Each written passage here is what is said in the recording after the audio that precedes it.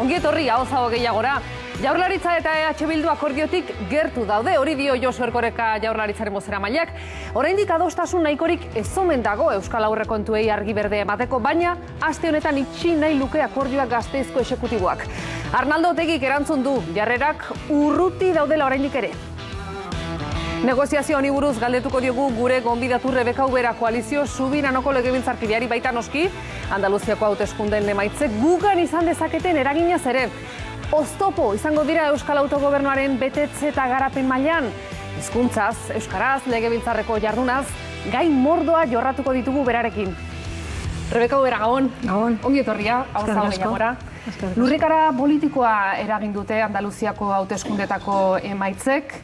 Indar handiz, sartu da Vox alderdi ultraeskuina bertako ganberan, eta Jaurlaritzak kezkatuta dago gugan izan dezakeen ondorioekin. Kezkagarria da. Inguru autonomiko batean, hauteskunde autonomiko batzuetan diskurso autonomikoak, antiautonomikoak gora egiteak, beldurra sortu ezakelako hain zuzen ere, pentsaurik zer gertatu daiteken hauteskunde orokor batzuetan, ezta? Beldurra aipatzen du Erkorekak, eta Jaurlaritzaren autua da Pedro Sánchezen gobernuari babesa ematea, Gernikako estatutua osatu alizateko. Zer iruditzen zaizu estrategia hau? Ja, daramazkigu 40 urte ez, Gernikako estatutua ez dela bete, ez duela garapenik izan, eta beti hor bueltaka aritu gara ez. Egia da, EAJak ere Pedro Sánchezi babesa eman ziola, hauteskundeak ez aurreratzearen baldintzapean.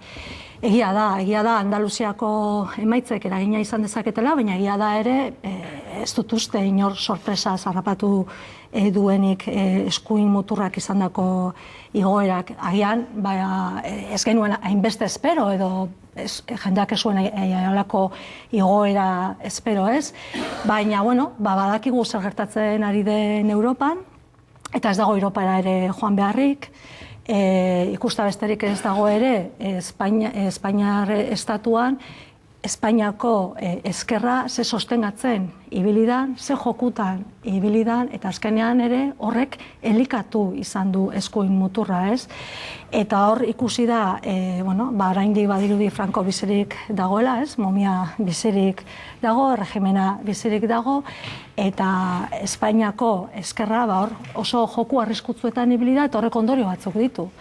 Eta gero, Andaluzian ere, eskerrak jokatu duen papera, ez Andaluzian bakarrik Espainia mailan ere, korrupzioarekin, hor tinkotasun falta nabarmena izan da, Andaluziakoa, beti hor egon da airean, eta ezagutu izan dugu, gero monarkiarekin zelan jokatzen ari da, Kataluniarekin, eta gure aldetik horrek erakusten du espabilatu behar garela, eta hor oinarri demokratikoa eraikitzen joateko, demokrazian sakontzeko oinarri zutabe sendoak jarri behar ditugula. Eta Madrilera begira egon beharrean, az gaitezke gure etxeko lanak egiten, ez? Eta hor badaukagu estatus berrirako oinarri batzuk adostuak, eta guk pentsatzen dugu zentzu horretan sakondu egin beharko genukela, beste batzuek eman diezaguketenaren zain egon gabe. Baina, Ubera Anderea, ikusita estatuan zer nolako olatu zentralizatzailea dagoen, agian ez dirudi giroa oso aproposa denik lurralde auziei ekiteko, iruditzen zaizu agian Pedro Sánchezek atzera egin dezakela EAJarekin irekita duen bide horretan?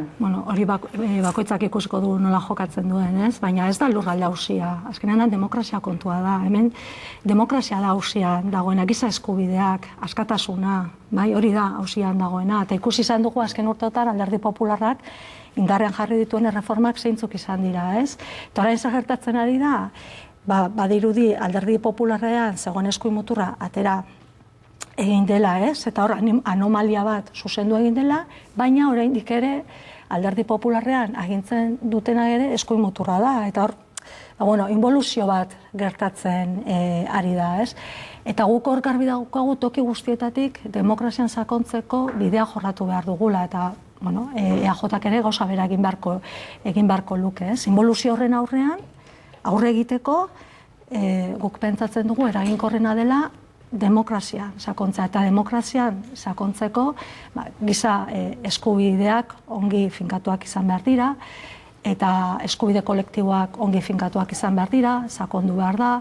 Orduan, iruditzen zaigu bide horretan aurrera egin beharko genukela, inboluzio horri aurre egiteko, eta horretarako herrien arteko elkarlana, eta Espainiako ezkerrak ere pentsatzen dugu hausnarketa bat eta berrikuspen bat egin beharko lukela, eta zenbat eta gehiago izan, eta zenbat eta batuketa handiagoa hobeto datorkigun inboluzio hori aurre egiteko, baina orain arte ere ikusi izan dugu ezkerrak nola jokatu duen Espainian, ez? Aipatzen duzu inboluzio horri aurre egiteko gure buruari begiratu behar diogula, legebiltzarreko estatus politiko hori aipatu duzu. Ikusita Espainiako giroa, jakinda momentuz legebiltzarrean estatus politiko berri horrek duen babesa EAJ-rena eta EH Bildurena dena, eta jardezagun beste elementu bat mahai gainean. Iñigo Urkullu lehendakariak besteak beste esan duela autogobernu gehiago eskatzeak gizartea zatitu dezakela. Me preocupa que por lo que pudiera ser diversas razones que hagan llegar en un momento determinado a una exigencia, a una mayor demanda de autogobierno, eso pueda ir conducido por una fractura social. Kanpora begiratu gabe, barrura begiratuz gero, uste duzu estatus politiko berri horrek aurrera egiteko aukerak dituela? Ikusiko dugu, gu horretarako lanean ari gara, gure ekarpena egiten ari gara, eta saiatuko gara, gero noski gu bakarrik ere ezingo dugu egin, ez? Eta garbi daukagu ere hori ez dela alderdien kontu bat, baizik eta gizarte oso baten kontu badela, ez? Kezkagarriak Urkullu jaunaren hitzak. Azkenean, autogobernu gehiago zer da? Erabakitzeko gaitasun gehiago. Autogobernu gehiago zer da? Kompetentzia gehiago, ez? Eta azkenean, zertarako behar dugu autogobernu gehiago? Herritarrek dituzten beharrak erantzun ahal izateko. Eta ikusten ari gara zer gertatzen ari zaigun azken urteotan. Autogobernua murrizten joan da, reforma desberdinen bidez, erreforma ekonomikoak, hezkuntza reforma, hainbat erreforma, eta gero, zer gertatzen ari zaigu? Gure gizarteari erantzuteko tresnak ez daukagu. Orduan hor, jendea ezin da engainatu. Eta guk behar batzuk ditugu, gure herritarrak behar batzuk dituzte, eta autogobernua zertarako da, herritarren beharrak erantzuteko. Eta gure lana, bide horretan joan behar da. Orduan, kezkagarriak iruditzen zaizkit Urkulluren adierazpenak. Autogobernu alorrean EAJ-rekin akordioa duzue eta negoziaziotan zaudete Jaurlaritzarekin Euskal Aurrekontuen inguruan, 19 zuzenketa partzial aurkeztu dituzue, 253 milioi euro, eta enfasia jarri duzue pentsio minimoak osatzean eta elkarrizketek aurrera jarraitzen dute. Osoko zuzenketarik ez aurkezteko erabakia iragartzen ari gara. Beraz, garaiz dago oraindik gobernua. Gobernuaren telatuaren gainean dago pilota. Nik esango nuke, momentu honetan ez da aldaketarik, lanean ari gara. Irtenbide strukturalak egon behar direla, benetazko arazo sozialei aurre egiteko. Hori ezean, ez dira aurrekontuak egongo. Ahalegin guztiak eta bi egiten ari garela akordioa posible izan dadin. Hurbilketa bat gauzatu dela, oraindik ez nahikoa, akordio bat dagoela esan alizateko, baina hurbilketa bai egon badago. Eusko Jaurlaritzak nahiko luke hori aste honetan bertan gauzatzea. Tira, jarrerak gertuago daude Erkorekagen bezala, edo ez Otegik esan duen moduan?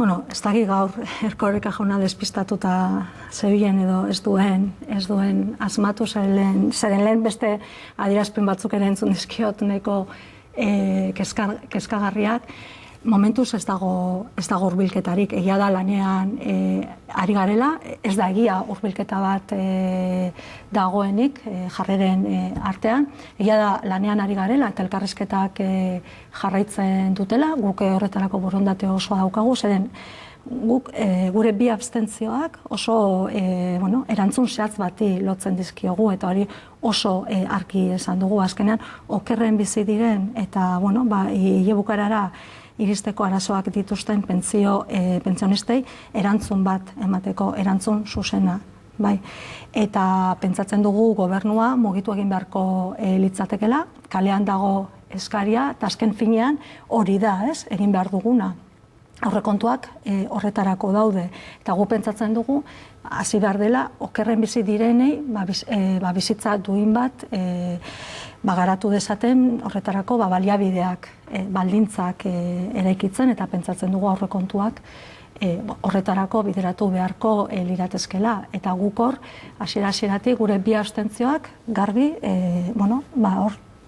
garbi adierazi ditugu, zeri lotzen diogun, eta oraindik ez dugu ikusi gobernuak mugimendu ganorazkorik egin duenik horretara hurbiltzeko. Eta azkenean gobernua, ne baldin baditu gure bi abstentzioak horretara hurbildu beharko litzateke. Eta noski guk lanean jarraituko dugu ere, gu ere, mugitu garelako, mugitzen jarraituko dugulako eta lana egingo dugulako, ez? Eta negoziazio prozesu honen barruan, Jaurlaritzan, bazkide diren sozialisten izenean, Idoia Mendiak esan dizue, aurrekontuak ez direla txikle bat.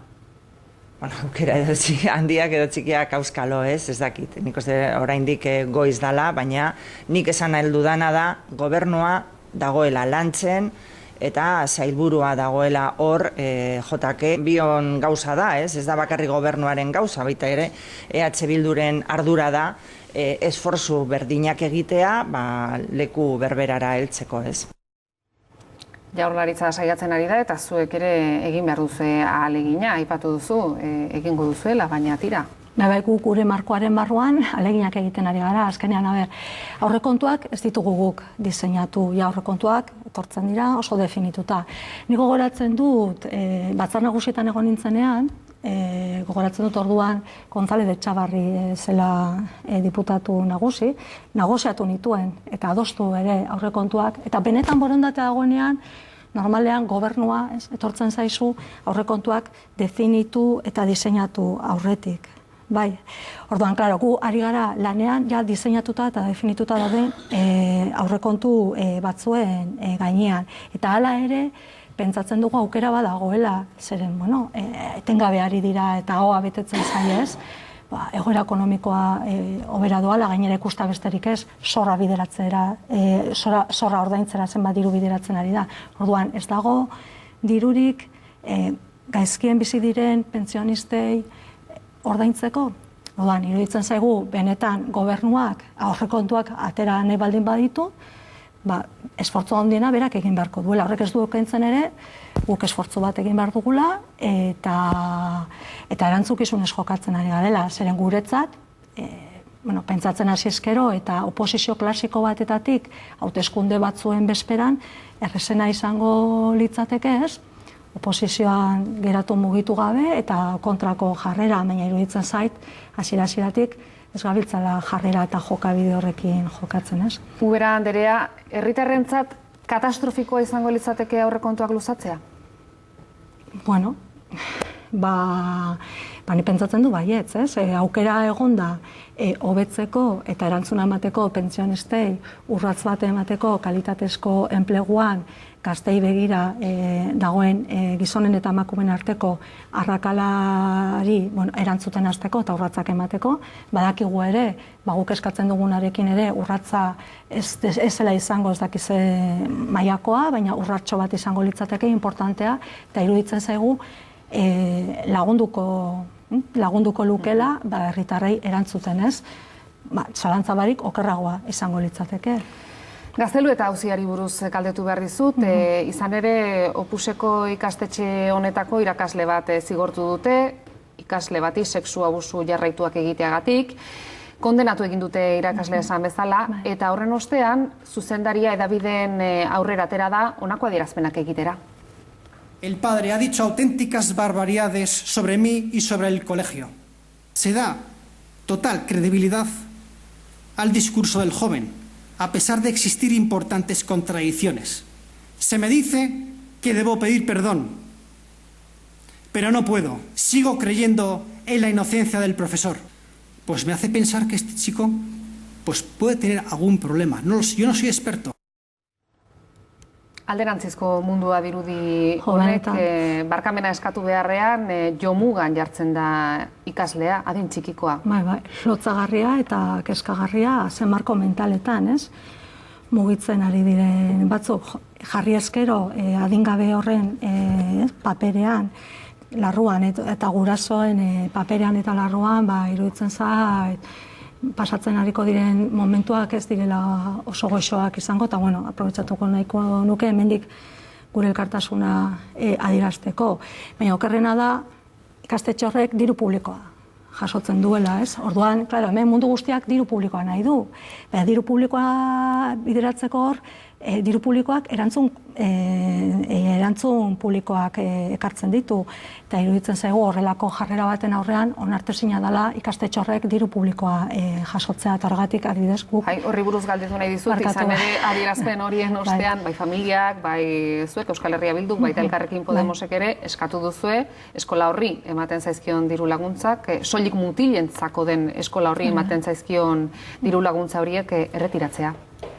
Deberían exigir el cese del cuadro directivo y hacer también un esto de que si sigue por esta vía o con lo que han hecho, puede que sea suficiente para que retiren esas subvenciones. Indarkeriaren biktima direnen hitza ere errespetatzen ez duen Gazteluetako eskola sari naiz, biktima rebiktimizatu egiten du prentsaurreko batean, eta honelakoei ezkidetzarako laguntzarik ez, eta beraien proiektu baztertzaileak garatzeko inolako laguntzarik ez. Mila esker.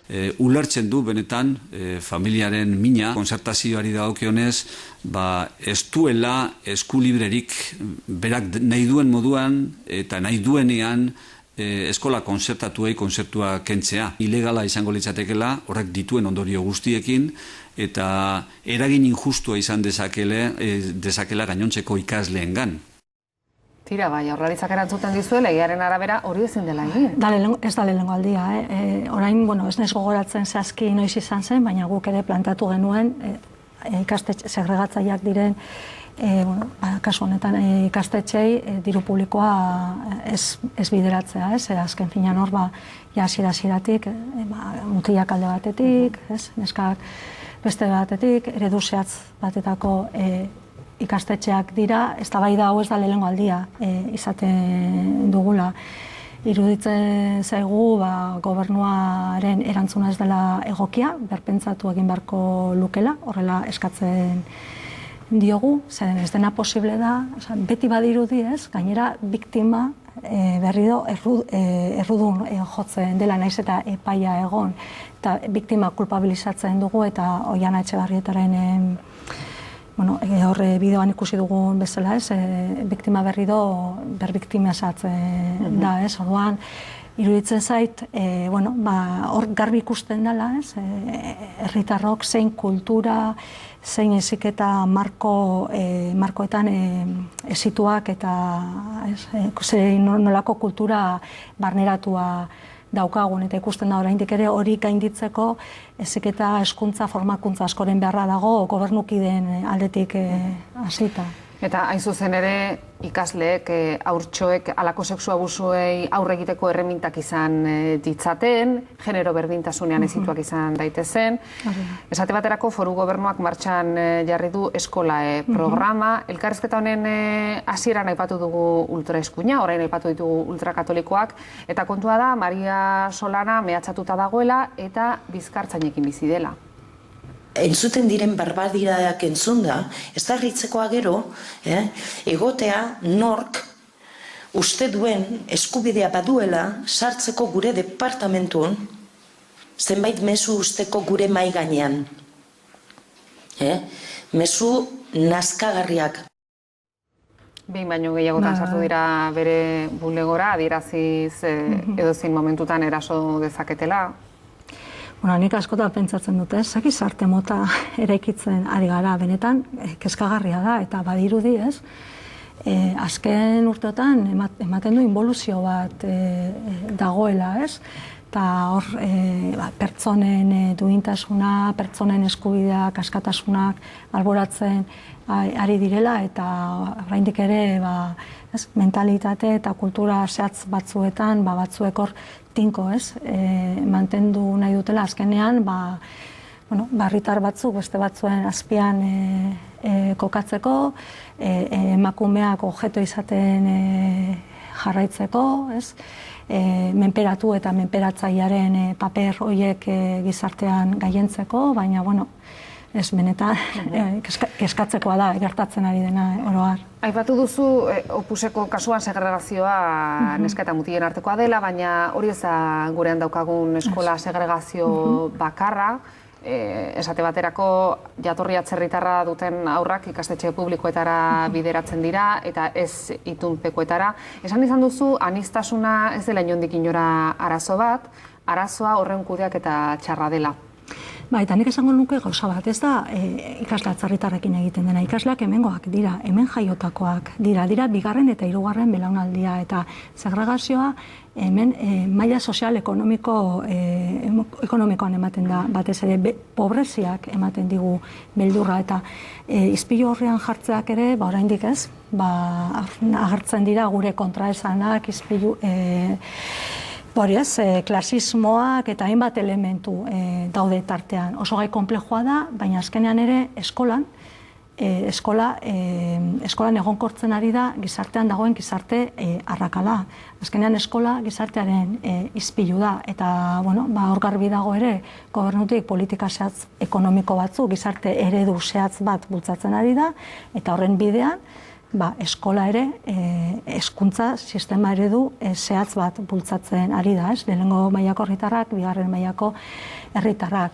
Gizartea gero eta konplexuagoa daukagu, oraindik ere indarrean dagoen hezkuntza sistema garai batetako gizarteari erantzuten dio, ez gara gai daukagun dagoeneko gainetik pasatu zaigun aniztasuna gestionatzeko, gizarte paraleloak sortzen ari gara, ditugu herritarrak, hemen jaiotakoak, bigarren belaunaldikoak ere, ez dakitenak Euskal Herrian bizi direnik, ez Euskadin bizi direnik ere, auzoetan bizi dira, esaterako Gasteizeko hirigunea ere ez dute ezagutzen. Orduan, aspalditik gabiltza proposamenak egiten, eztabaida bideratzen, eskoletara bizitak eskatu ditugu eta bizitak egin ditugu. Gobernuak orain dela gutxira arte ukatzen zuen segregazioa zegoela, eta oraindik ere ez da gai izan neurri bat bera ere indarrean sartzeko. Egia da parametro diferenteak ditugula, hiri handietan eta herri txikietan, baina ez da Gasteizen gertatzen den gauza bat edo hiri handietan gertatzen den gauza bat bakarrik, da herri txikietan. Eta guretzat oso kezkagarria da, ze benetan inklusioa baldin badugu helburu, kohesioa baldin badugu helburu, eta benetan gure helburua baldin bada gizarte aurreratu bat eraikitzea, oso bide txarretik goaz. Eta dagoeneko ez dago ezer berririk asmatu beharrik. Hainbat neurri adostuak badaude, esaterako Gasteizeko udalean aniztasunaren eta hezkuntza mailan, ditugu hainbat eragile, proposamenak ere egin izan dituztenak, baina behar ditugu neurriak. Ja aplikatu behar dira, berandu goaz, baina hobeto da berandu inoiz baino, eta iruditzen zaigu eskuartean daukagun erronka nagusietakoa dela. Zeren orain arte ere hezkuntza nolabait betetzen zuen, ez? Hezkuntzaren papera edo funtzioa da funtzio konpensatzaile berdintzaile hori, ez? Aukera berdintasunak, ezaugarri desberdinetako herritar guztiei, baina dagoeneko hezkuntza ez dabil paper hori betetzen. Orduan, iruditzen zait oso momentu kezkagarrian gaudela, ez? Eta askotan, aurrera egin beharrean eta erantzun sendoak eman beharrean gure artean hasten gara, ez? Zaren arteko talka eta hainbat kontu, ez? Eta iruditzen zait, momentu daukagun eredua ikusi dela segregatzailea dela, daukagun hezkuntza sistemaren antolakuntza eta guzti horri, buelta bat eman beharko geniokela. Ubera Anderea, galdetu behar dizut. Madrilgo Diputatuen Kongresuan ohituta gaude eztabaida zakarrak entzutera, hitz potoloak ere entzutera, baina gurean ez da hain ohikoa, duela bizpahiru aste protagonista bilakatu zinen Eusko Legebiltzarrean. Euskara jakiteko herritar orok duen eskubidea bermatzea, hori da bilatzen duguna. En esta proposición de ley encontramos que es discriminatoria. Encontramos que es también, y perdonen la palabra porque es dura, liberticida. Iruditu zait, eman dituzun argudioak, funtz gabeko argudio ridikulo fascistak direla. Llave detrás del señor Rufián. Para lo cual, por cierto, pido el amparo de la presidenta. Ez dizu fascista deitu, esan du argumentu fascistak direla. Baina bakoitzak daki bere argumentuak nola erabili, bere gaia defendatzeko. Señora presidenta, hay miembros de la mesa que tienen la responsabilidad de mantener al menos la imparcialidad. Y hay un miembro de la mesa, concretamente el señor Iturrate, que no deja de mofarse continuamente de las intervenciones, de hacer gestos y aspavientos, de ordenar y llamar callar al resto del Parlamento. Mesedez, ez daukazu hitzik. Tirabira gogorra izan zen, damutzen zara erabilitako tonuaz? Ez naiz damutzen, zeren benetan mahai gaineratu zituen argudioak, ridikuloak izan ziren, funtzgabekoak izan ziren, eta esan behar dut, fascistak izan ziren. Egia da ere, hor tirabira bat izan genuela, baina eztabaida askoz ere sakonagoa izan zen, beste tono batetan joan zen, eta hori momentu batetako kontua izan zen, ez? Askotan, euskararekin lotutako gaiak erdigunean kokatzen direnean, ez? Giza horretako erasoak etortzen dira, badirudi, ez? Hemen euskalduno garela inposatzen dugunok, baina hemen galdetu beharko genuke nork inposatzen duen, eta euskaldunok euskaraz bizitzeko lan egiteko zer nolako ekosistema falta zaigun eta zer nolako oztopoak eta zailtasunak ditugun. Eta justo gainera proposatu dugun legea da, ez? Diskriminazio horiek gailentzeko, pertsona guzti aukera berdintasuna emateko, eta nik gainera oso argi esan nuen. Guk Euskal Herri euskaldun bat dugu helburu. Baina nik uler dezaket, eta badakit, herritar batzuk, eta askok ez dutela helburu Euskal Herri euskalduna. Nik badakit ere euskarari gabez dagoela Euskal Herririk, baina tira. Nire galdera da, eta horrela galdetu nion, zerk kaltetzen du herritar bat, berdin zait, ze ideologiakoa da, zer kaltetzen du hizkuntza bat gehiago jakitarekin. Zenbat eta gehiago jakin, hobeto, zenbat eta hizkuntza gehiago jakin, aberatzagoak gara, ezagutza gehiago dugu, kultuagoak gara, orduan iruditzen zait, justo egin genuen proposamena bide horretan doala, eta horrekin, berdin zait, ze ideologiakoa izan bat egin beharko lukela, ez? Orduan, ez dut ulertzen, hor ikusten da azkenan fondoan beste argudio batzuk daudela eta beste obsesio batzuk direla, edo bestela Alderdi Popularraren helburua beste bada, ez? Ahalik eta herritar inkultoenak izatea, ezagutza gutxien dutenak, zeren hizkuntzak aberastasuna dira, hizkuntzak mundu askotarako atea irekitzen dizute. Legebiltzarreko saio horretan eztabaidatzen ari zineten euskararen inguruko lege bat, berau ikastea doakoa izan dadin. Atzo bertan bukatu zen euskaraldia, euskararen egunean, sekulako ilusioa piztu du ariketa erraldoi honek, baina tira bukatu dira 11 egunak eta zuk hau bizitxaparekin jarraitzen duzu. 12. eguna, simbolikoa. Espero dut 375 egunak euskaraldia izan daitezela, ez? Iruditzen zait, ekimen positiboa izan da, eta ea benetan, pizgarri bilakatzen da, baina iruditzen zait etxeko lan asko ditugula, eta hor ere erakundeetan eta ardura publikoetan gaudenak ere, gure erantzukizuna daukagula, eta askotan ere, ondo dago horrelako kanpainak egitea, eta egin behar dira, eta parte hartu dut, eta positiboki baloratzen dut, baina gero, egunerokotasunean, erakunde desberdinetatik eta ardura desberdinetatik ematen diren mezuak ez dira koherenteak, ez? Zeren adibidez, ez? Asko aipatzen da orain, eta, aldarrikatzen da euskararen prestigioa, baina gero, erkidegoan ditugun eta Euskal Herrian ditugun hainbat ekimen esanguratzuri ingelesezko hitzak jartzen zaizkia, ez? Orduan hori kontraesan bada. Benetan prestigioa bultzatu nahi baldin badugu, gure izenekin eta gure kulturarekin eta gure identitatearekin bultzatu beharko genuke. Edo bestela, ez? Nolabait azpimarratzen zaigu norbanakoei euskararen erabileraren garrantzia, baina gero administraziotik bidaltzen den mesua da, lasai, Osakidetzan lan egiteko ez da euskararik behar. Eta datu bat emango dizut, pasatu dena azkenengo lan eskaintza publikoarekin. Hautagai batzuk azterketa euskaraz egitea aukeratu zuten. Giza baliabidetako zuzendaritzatik, eta horrela da, hautagaiei deitu zieten iradokitzeko eta gomendatzeko azterketa euskaraz ez egitea.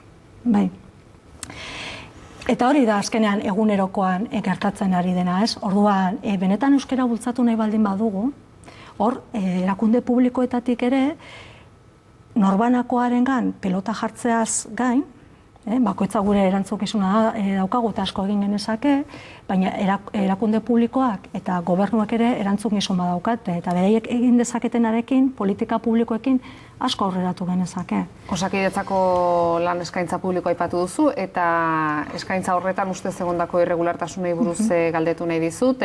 Baliteke, datorren asteazkenean, ez da, abenduaren 12an ikerketa batzorde bat eratzea, momentuz ikerketak aurrera jarraitzen du, eta Osakidetzako Maria Jesus Mujika zuzendariak dimisio eman du. Ahalegin guztiak egin ditugu. Borondatez eta zintzotasunez jokatu dugula prozesu honetan. Dimisio hau ez da nahikoa zuentzat, zer espero duzu ikerketa batzordea, osatzen bada? Bueno, gu hasieratik 3 lan ildotan ari gara lanean. Bat, argitzea, gertatu dena argitzea dugu helburu, bestetik erantzunkizun politikoak egongo balira ere argitzea edo zehaztea, eta bestetik giza baliabide politika aldatzea. Zeren hemen auzitan dagoena ez da lan eskaintza publikoaren eredua bakarrik. Hemen sakonean dagoena eta benetan auzitan dagoena da Osakidetzaren funtzionatzeko modu bat, antolatzeko modu bat, giza baliabide politika bat, kontratazio politika bat. Orduan guk, 3 norabidetan lanean ari gara, Darpón berari ikerketa batzordea osoko bilkurara bideratu aurretik ere azken proposamen bat egin genion. Alde batetik ardura Osakidetzako zuzendaritzaren aldaketa eskatuaz, Osakidetzako zerbitzu zentralen berregituraketa bat eskatuaz, beste hainbat neurri zehatzak lan eskaintza publikoen inguruan, izendapen librekin inguruan, iruditzen zaigu, momentu honetan gertatu dena ikusita, probestu beharko genukela, buelta bat emoteko funtzionatzen eta ja ikusi dana, ustelduta dagoen antolakuntza eredu bati buelta emateko. Azken hilabete hauetan lanean aritu gara eta aukera izan dugu aktak ikusteko, espedienteak ikusteko, eta benetan iruditzen zaigu ezin dugula hau ezer egin gabe eta erantzun barik utzi. Eta ez genuke nahi ere, guretzat hau ez da, arduradun aldaketa bat edo dimisioak eskatzearekin nahikoa. Eta ez dugu nahi ere hau izatea kaka banatu eta gero konpondu gabe geratzea erroetara joan gabe. Iruditzen zaigu, probestu beharko genukela beste giza baliabidetako politika bat ezartzeko, eta zentzu horretan ere helarazi genion beste proposamen bat, ez dakit gogoan duzuen, ekarri azkenengo batzordean etorri zen administrazio publikoan aditua den katedratiko bat, eta berak hor hainbat txostenean, hainbat aukera eta hainbat proposamen jasotzen zituen norabide aldaketa horretan, lan eskaintza publikoan egin daitezken hobekuntzak eta aldaketak, giza baliabide politikan egin daitezkenak, neurri asko guk egindako norabidean doaz, egia da ere osasun sailak ez duela bere egin txosten hori, eta guk hor tiraka jarraituko dugu eta lanean jarraituko dugu, eta zer gertatuko da, ikusiko dugu hor, talde bakoitzak nola jokatzen duen. Rebeka Ubera, Bilduko legebiltzarkidean nire galderak amaitu dira, baina mailan zain ditu eguzki urteak Gaztetxu Garai eta Iñaki Galdos, etenaldi labur bat iragarkientzat eta berehala gatoz.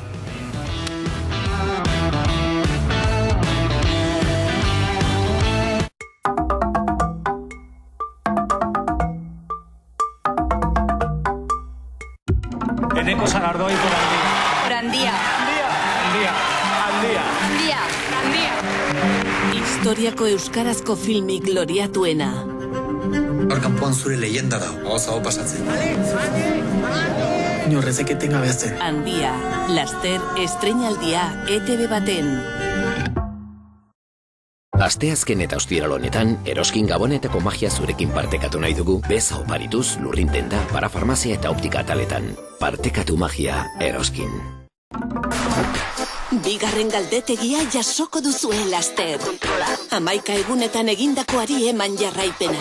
Lorpenei eutxi, gainontzekoekin jarraitu ekiten. Kontratuan bidez, onartu egiten ditut baldintza orokor hauek. Maite dituaren gandik hurbil egoteko balio du mugikor honek. Ez dut mugikorrari begiratuko jendarekin hizketan ari naizela. Mugikorraren bidez, lagunak bidatzeak ez nahi urrunduko egiazko lagunetatik.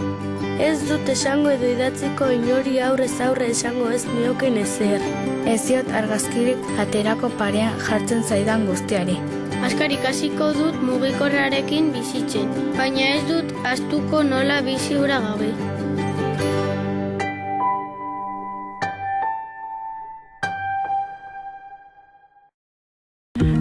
Mikel Laboaren eriotzaren 10. urteurrenean. Lortu zuen belaunaldi berriei interesatzea kantuza. Bere ausardia, bere sormena. Uste dut aitortza hori gutxienekoa dela, ez? Gure kulturan eta gure bizitzetan zein bizirik dagoen erakusten duen dokumentala. Tola da kultura bat, identitate bat, kantu bat. Gu Laboa, bihar gauean estreinaldia ETV baten.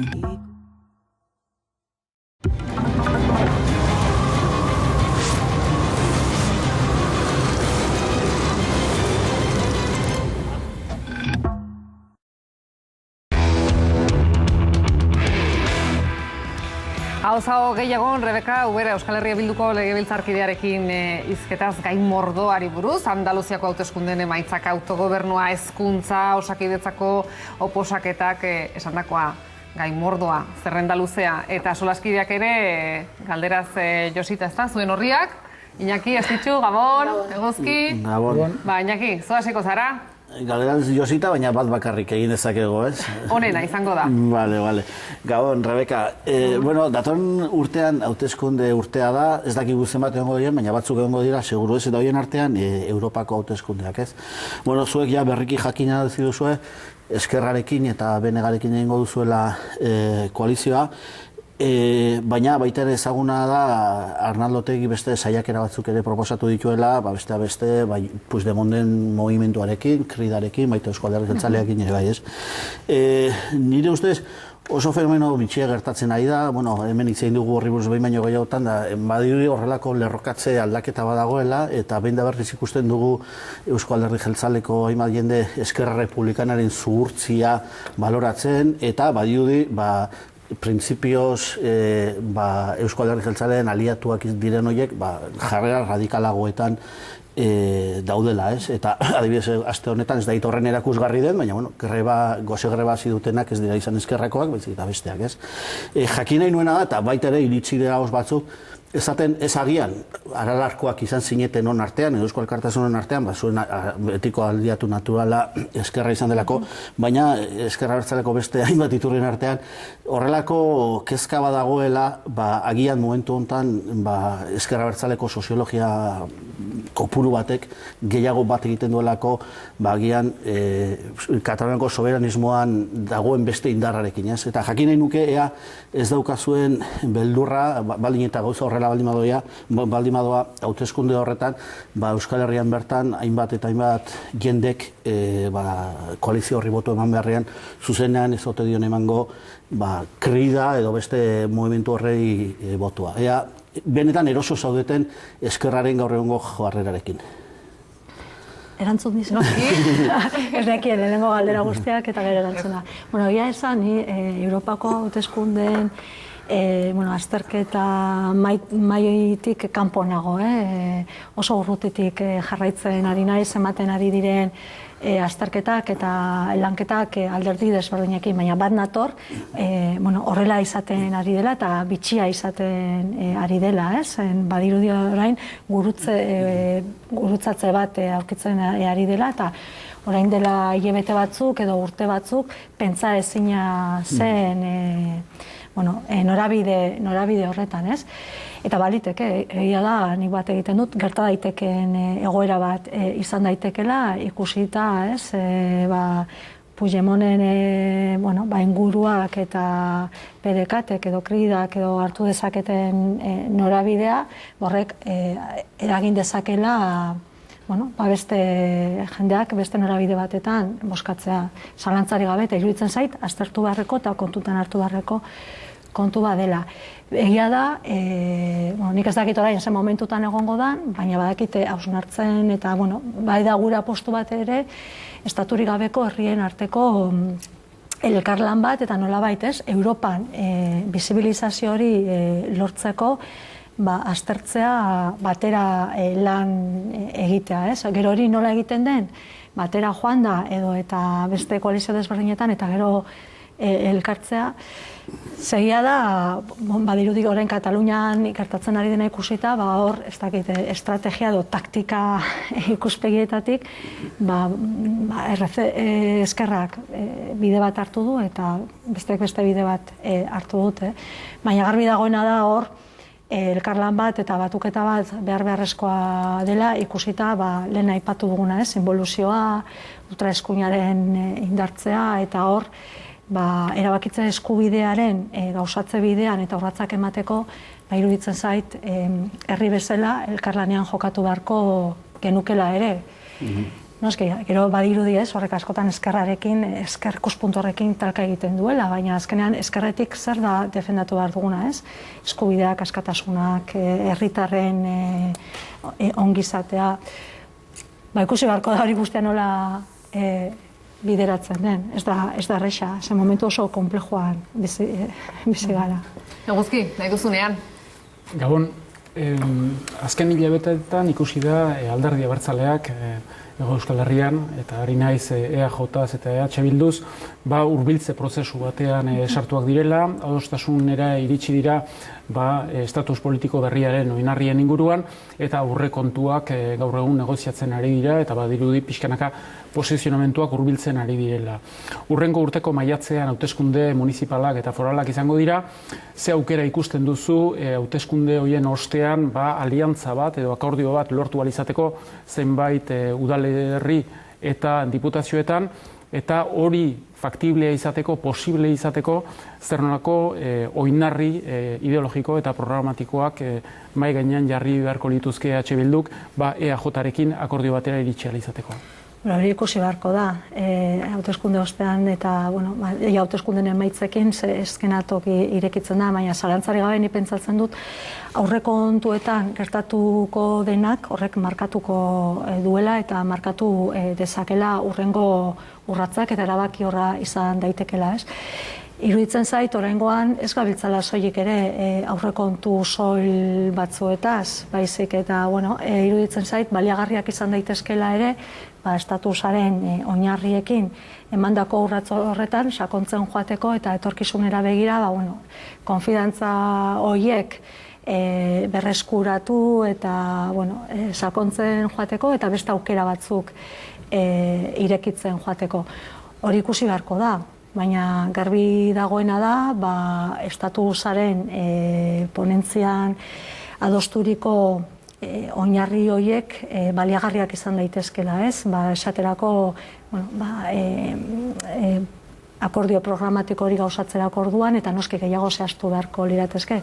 Eta ez da erreza izango, hor eredutalka bat ere badago, ez? Baina baloratu beharko da, ze momentutan gertatu daiteken edo zertarako den, eta zeri erantzun behar diogun lehen urratz bezala, ez? Hori Katalunian ere ikusi izan dugu nola jokatu izan duten, ez dakit eredu hori baliagarria izan daitekeen hemen, agian gauza batzuk bai eta beste batzuk ez.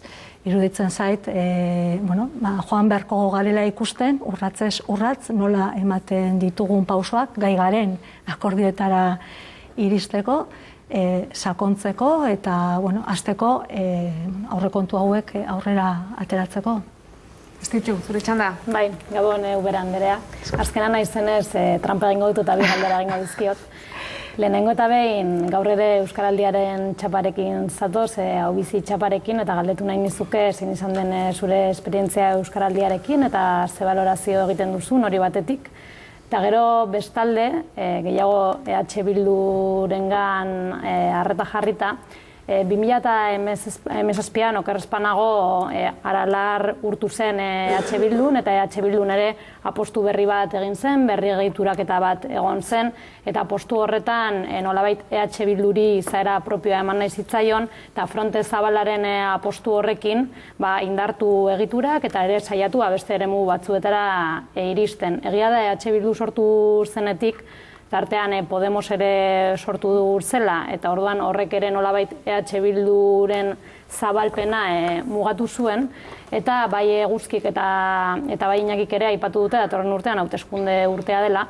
Orduan galdetu nahi dizut zein den zure balorazioa urte hauetako bilakaerari dagokionez, eta nola ikusten duzun EH Bildu datorren urteko hauteskundei begira indartsu iristen ote den, edo nola ikusten duzun batez ere eremu berri horiek edo fronte zabal hori osatzeari begira. Lehenengo Euskaraldia eta gero. Vale. Bueno, ni txaparekin babestua sentitu naiz. Babesa sentitu dut txapa eramatearekin. Euskaraz bizi naiz, euskaraz lan egiten dut. Egia da, legebiltzarrean normalean dena euskaraz egiten dut, baina egia da ere, azken aldian, behartua sentitu dudalan ere burua, zenbait korte edo gazteleraz egitera, edo batzutan komunikabideen aurrean ere gazteleraz egin izatera. Beraz, niretzat ez da izan aparteko saioa edo epea, ez? 11 egun hauek. Egia da ere, tokatu zait bizitzea egoera zaien bat edo beste, baina... Esaterako, barkatu? Bueno, jarrera, ez? Iruditzen zait, azkenean jarrera kontua dela, eta tokatu zitzaidan nire semearen futbol partidua ikustera joatea, eta elkarrizketa batetan naiz eta txapa eraman, eta esan txapa daukadala, eta euskaraz egingo niola, eta berak nire basuen lasai gazteleraz erantzuteko, ez? Somatu nuen jarrera hori, mina sentitu nuen, ez? Baina, basatzen diren gauzak, ez? Eta orain hemendik aurrera gai garen Euskaraldia, 375 egun horietara zabaltza ez da erreza izango, oraindik ere etxeko lan asko ditugu egiteko. Eta besteari dagokionean, poliki bagoaz, nik nahiko nukeena baino polikiago, iruditzen zait asko dugula hobetzeko.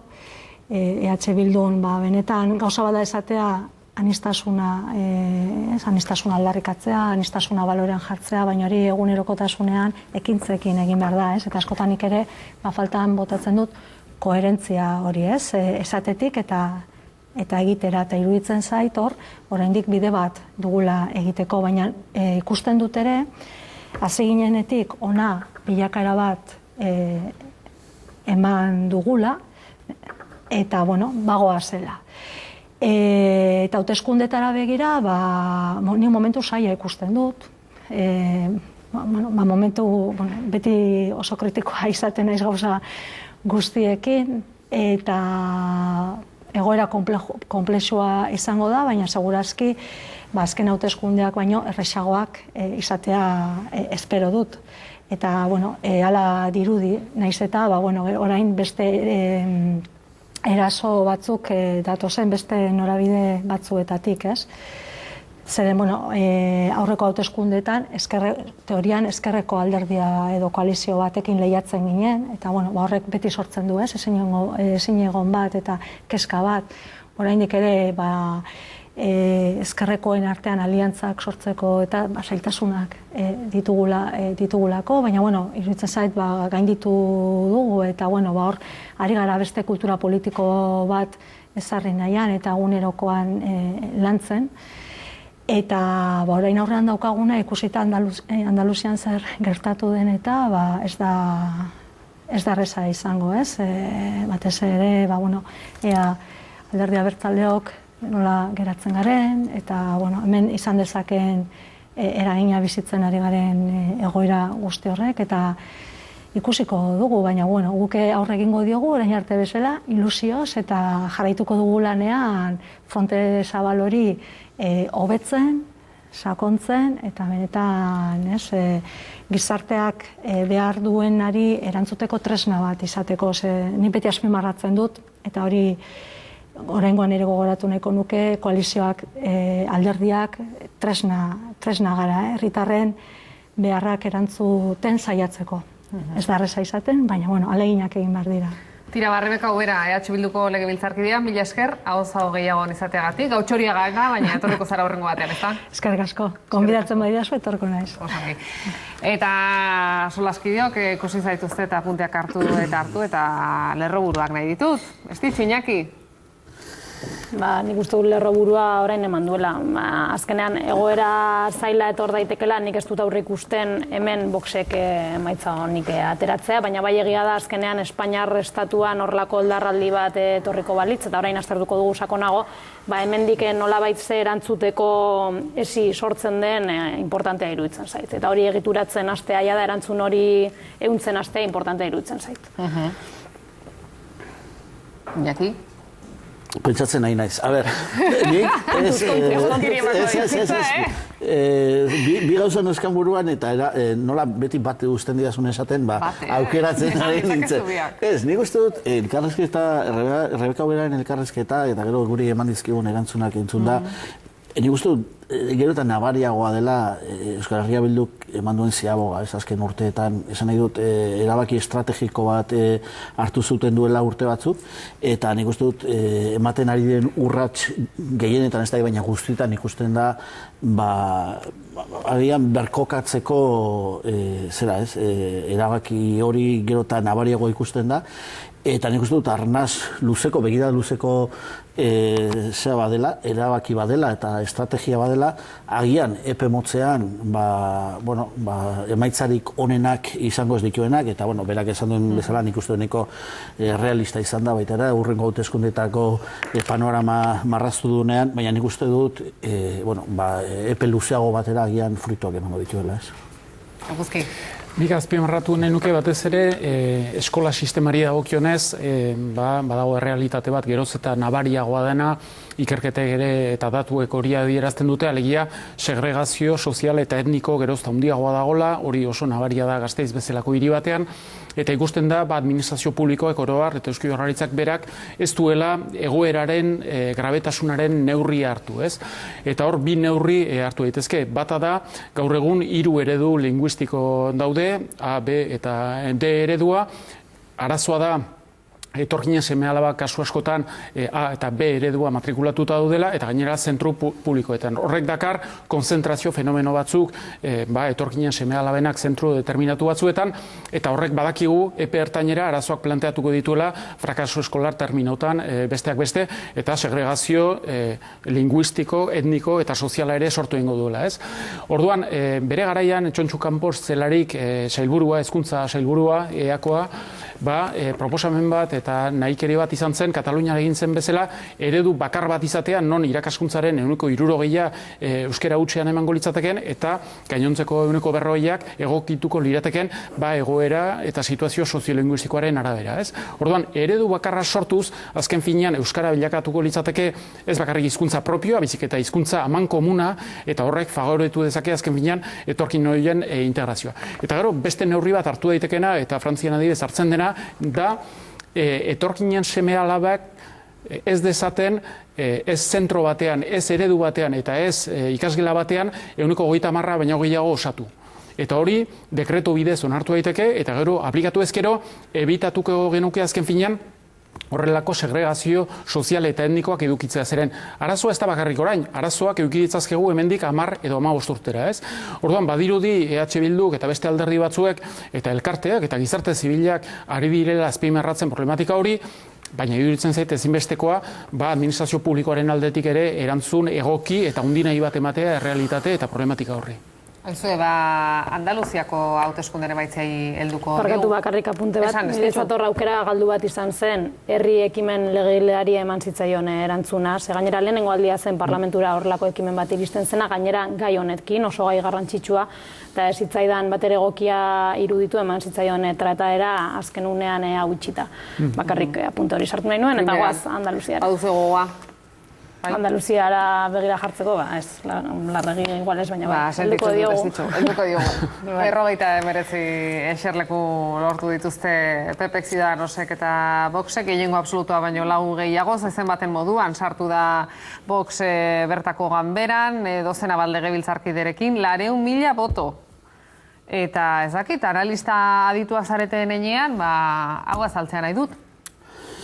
A ber, uste dut hau aurreikusi zitekela, nien hau hainbeste harritu. Agian kopurua hainbestekoa izatea, baina nien hau harritu. Nik uste dute Voxen fenomenoa sortuta zegoela jada hauteskunde hauen aurretik, hau da, komunikabidetan zeukaten presentzia instituzionalki inongo ordezkaritzarik eduki gabe, jada bazen aipatzekoa, eta uste dut badela nolabait horren ordezkagarria, orain ikusten ari garen hau.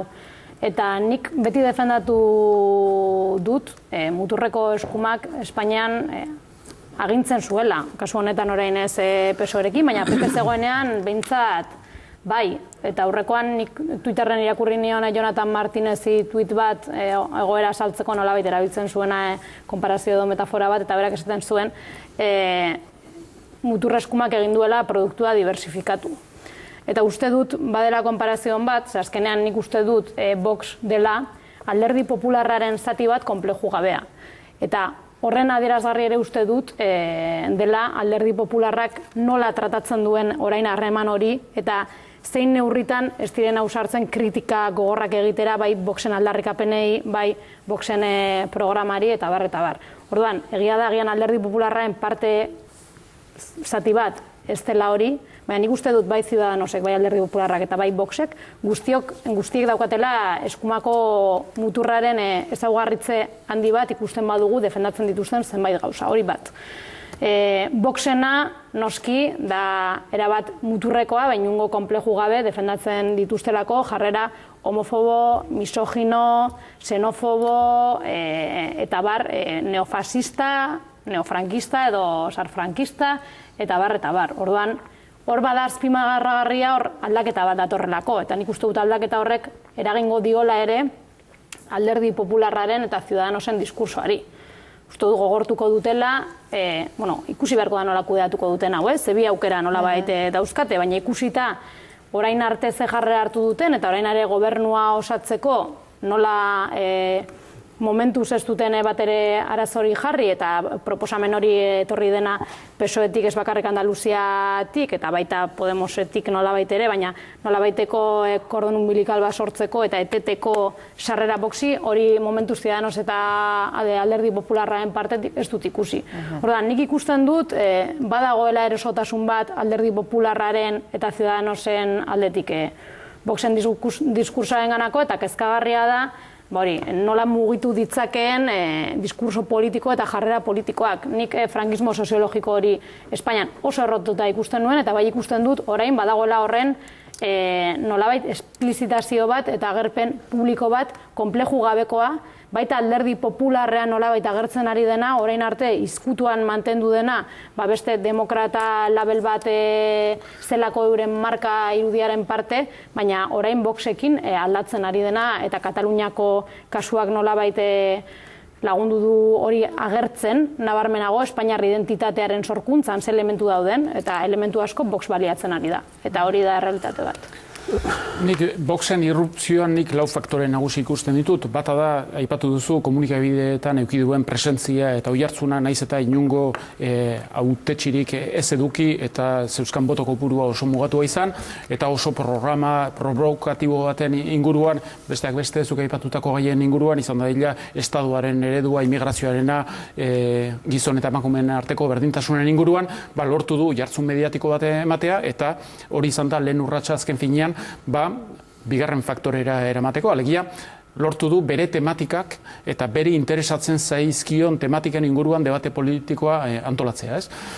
Zertaz hitz egin da Andaluziako hauteskundetan, ez Andaluziako berezitasun eta arazo propioetaz, izan dadila frakaso eskolarra, izan dadila langabezia tasa oso altua edota ekonomia desorekatua, ez da horretaz hitz egin da estadu ereduaz eta batez ere Kataluniaren aferaz, eta bigarren gaia izan da imigrazioarena.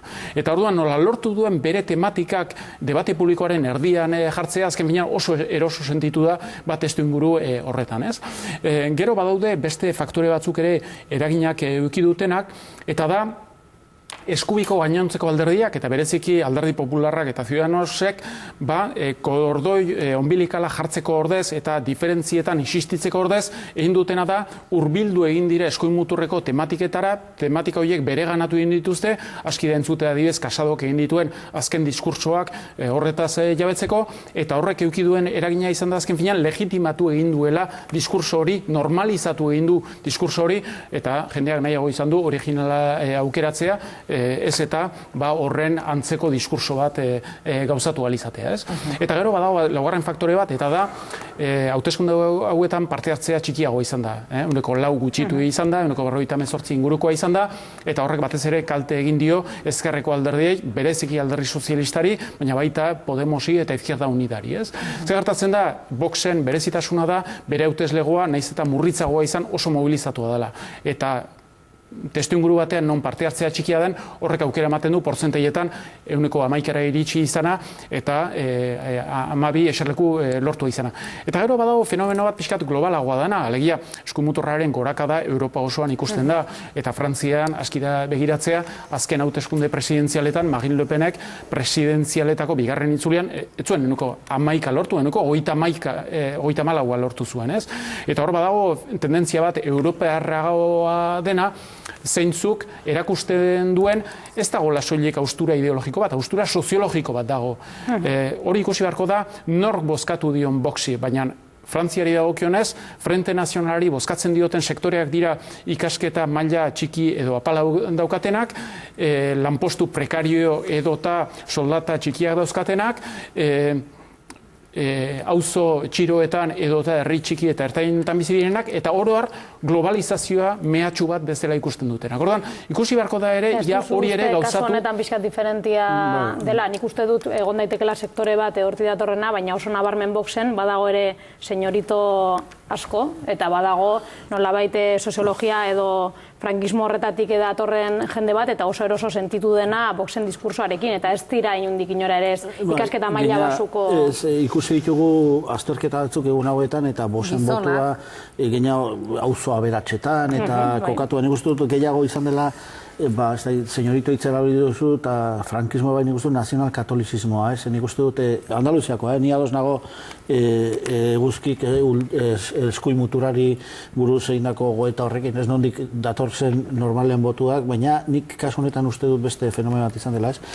Nik ez dakit ez, egia esan Andaluziak nor gobernatuko duen, ez dit gehiagia xola, euren arazoa da, eurek eman dute botua. Hori ere bat da berazgarria, nola jarraitu dugun, oraingoan guk ere nola jarraitu ditugun hauteskunde hauek, inoiz jarraitu ez ditugunean normalan. Nik uste dut ondorioak, nik eskatzen dauena hango ondorioak dira. Ez nahi dut zer gertatuko da hemen ez, adibidez, Pedro Sánchezek iragarriak zituen hainbat urrats, presoen inguruan edo eskumen eskualdatzen inguruan Gernikako estatutua, zeuden hor hainbat urrats ja emanak ez, baina ematea. Hori eten dezake, Iñaki? Ez dakit ez, nik uste dut, tentu handiagoekin joatu beharko du, nik uste dut jabetu direla, botu galera neurri batean hortik ere etorri dela, ez? Azken finean esatea abertzalekin, independentistekin, horiekin paktatzen ari zareten, nik uste dut hor eragin bat egon dela, ez?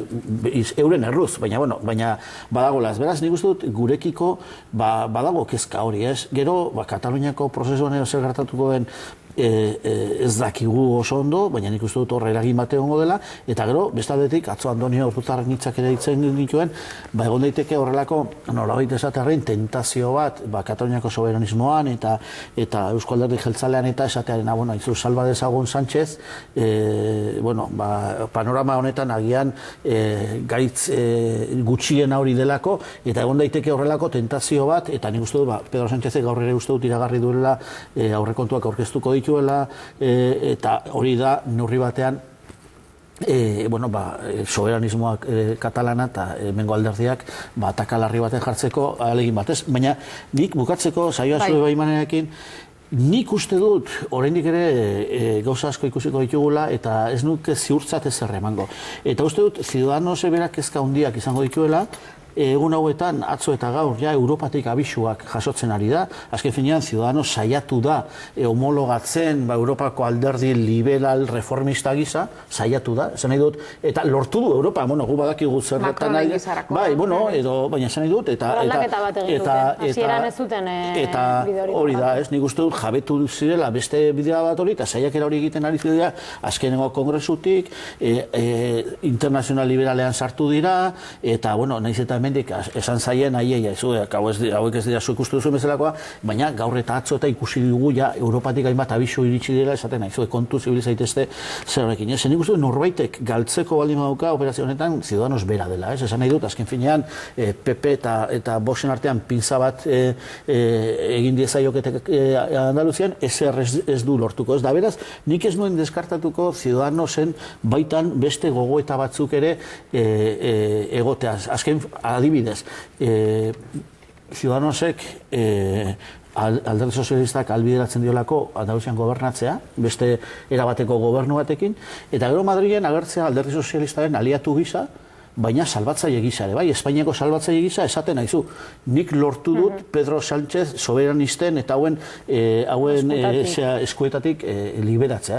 Beraz, ez dakit, ari naiz fikziozko ariketa bat egiten, baina esan nahi dudana da, nik ez nukela ziurtzat ez erremango momentu honetan. Iñaki, eta izan ere, zuke aipatzen zenuen, inoizko arretarik handiena eskaini digula Andaluziako hauteskundei, agian, estatu klabean irakurri ditugulako emaitzak, eguzkik zuk ere zenion Kataluniako afera nagusi izan dela hauteskunde horietan, eta ez bertako arazoak, eta izuzen ere, Susana Díazek berak gaur onartu du, agian berak ere Kataluniaz hitz egin beharko lukela.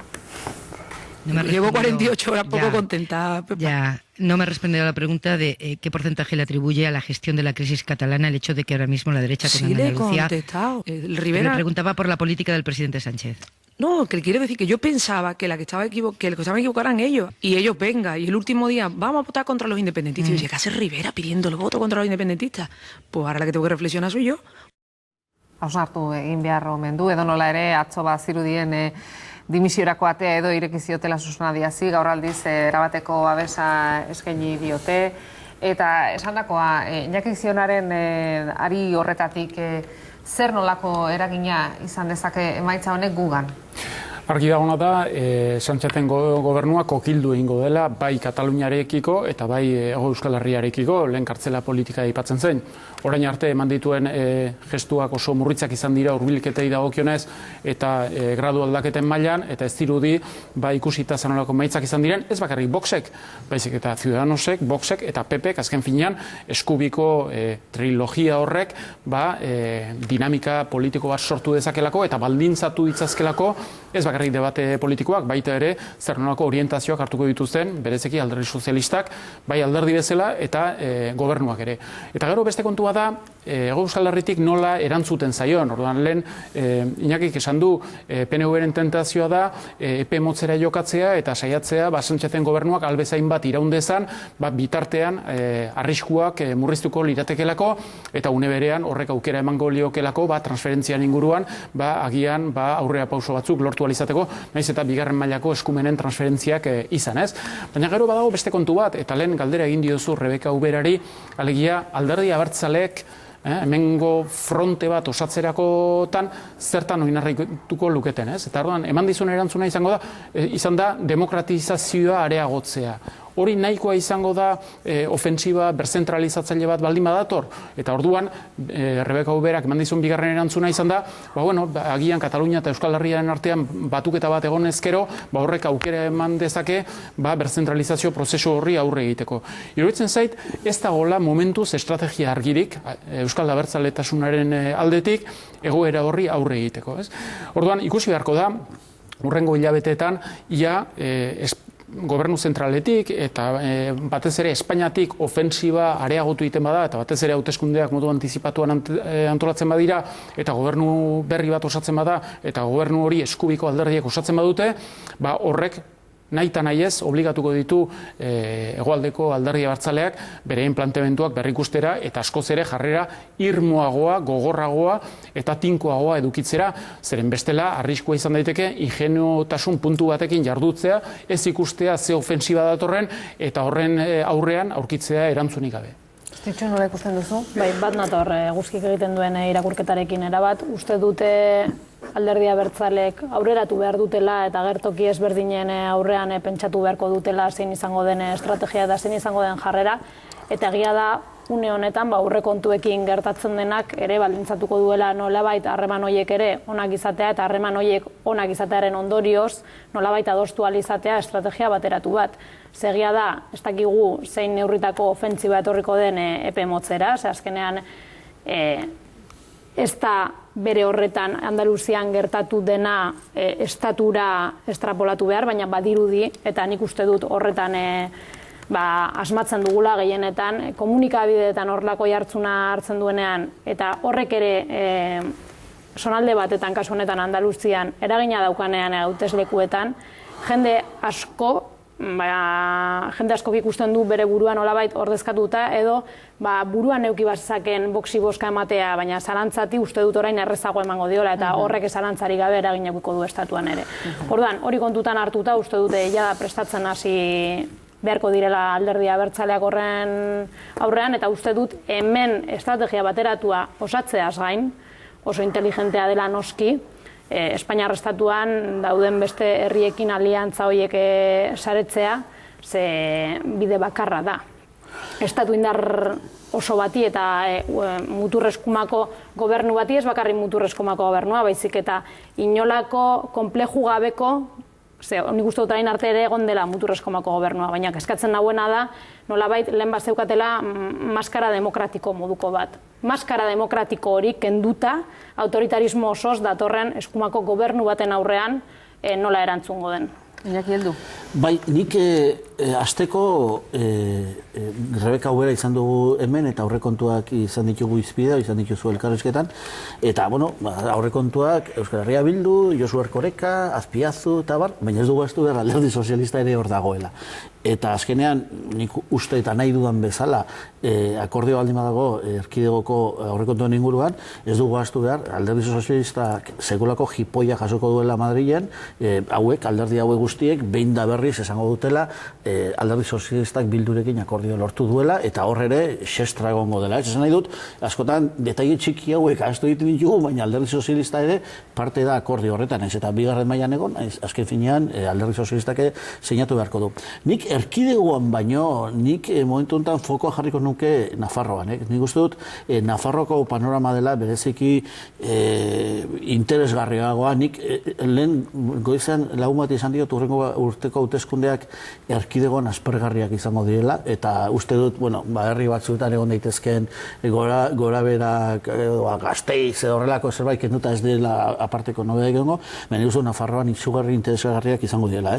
Eta adibidez gaur bertan, Diario Navarran, Javier Markotegik, UPN-eko sailburu oiak horrelako manifestu bat idatzi du esaten orain da garaia eskatzen eskubiari batasuna Nafarroan gobernua lortzeko. Eta esaten du, UPN, PP, Ciudadanos, eta agian Vox ere bai, ez? Botatzen du, bueno, Voxek, por cierto, astelenean, Nafarroako eguna izan zenean, esan zuen autonomia desagertzearen alde dagoela, ez? Esan dut, esplizitoki esan zuen. Beraz, Vox hor sartzea ez da erresa izango, baina nik uste dut, orain nahiko dute, eta hasi dira, bueno, utzi ere ez diote inoiz utzi, baina Nafarroan olatu bat, Andaluziako olatu hau aprobetxatu, horrelako dinamika bat sortzeko, ez? Zein da diferentzia, Nafarroako gizartea edo laukoaren alde dagoen zera oso aktiboa dagoela, eta hori defendatzeko sekulako grina dagoela. Andaluzian ezkerrak ez zuen zer defendatu. Esan nahi dut, ez zeukaten motivaziorik zer defendatzeko, ez? Eta hortaz hori da ezberdintasuna, baina nik uste dut Nafarroan orain arte hori egin badute, orain are gehiago hasiko direla horrelako dinamikak bultzatu nahian eskubitik. 3 minutu baino ez ezkigu geratzen eta Gazteluetako auziari heldu nahiko nioke, hausnarketa labur bat eskatuko dizuet bakoitzari, izan ere, ez dakit, Irlandan, Bostonen, Txilen alako kasuak jakiten ditugunean, iruditzen zaizkigu ikaragarriak, eta iruditzen zait agian gurean gertatzen direnean, ez garela horren beste unkitzen. Bestela ezin da ulertu Gaztelu eta eskolako zuzendariak egindako adierazpen horiek, bere irakasleetako bat kondenatu dute, sexu abusu jarraituengatik eta barkamena eskatu ostean, edo behintzat isilik geratu beharrean, errua ikasleari bota dio eta esan du bere irakaslea errugabea dela. Epaia oso argia, irmoa izan zen, argumentazioa ere oso argia izan zen, 11 urteko zigorra jarri zitzaion, konsideratzen zutelako, erabat fundamentatuta zegoela eta erabateko sinesgarritasuna eman zaiola azken finean aur horri, ez?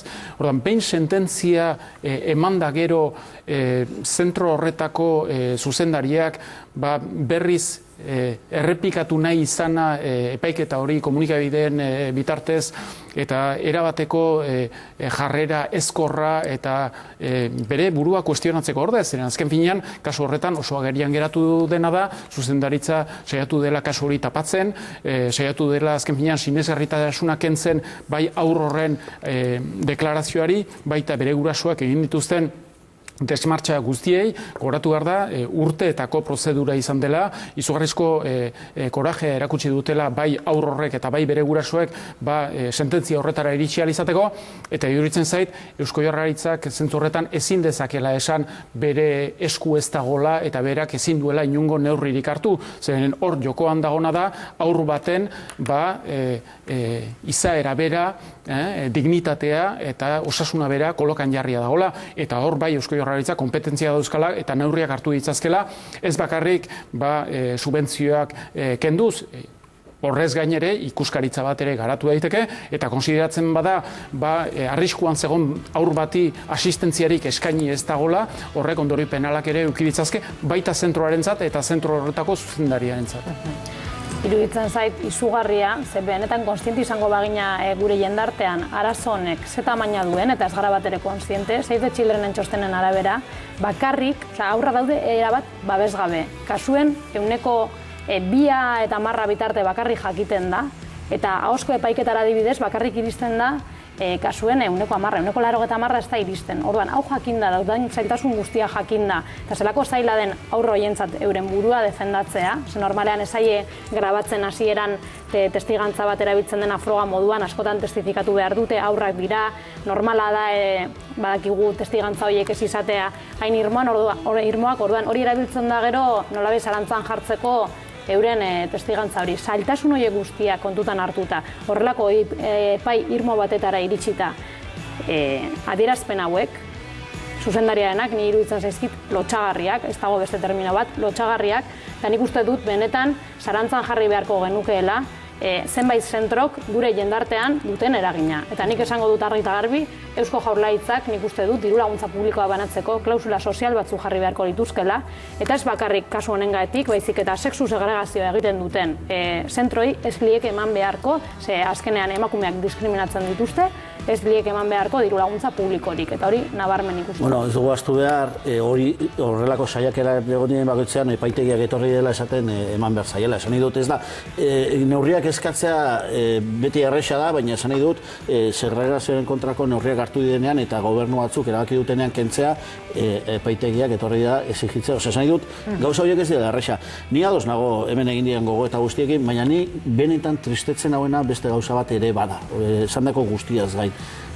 Ez dago eskola horretan jendea indignatu dena zuzendari honen hitzekin. Ni beti ari gara kanpora begira, ez Jaurlaritza zein marko luke, eta ondo iruditzen zaite, esan nahi dute, baina ez daude gurasoak, ez daude ikasleak, ez daude beste erabateko irakasleak, esan nahi dut, eta ni horrek tristetzen hau benetan, eta nahi nuke pentsatu, zuzendari horrek astakeri horiek esan zituenean, ikastetxe horretako beste irakasle guraso edo langile edo aurrak ere asaldatu ingo zirela. Bestela, izugarri larria gertatzen da. Aldarri hori Iñaki, gaua joan zaigu. Iñaki, esteitxo eguzki, benetan mi esker, hau zau gehiagon izategatik, etxeko ere eskerrik asko hortxe goteagatik. Datorren asteartean itzuliko gara. Ondo izan.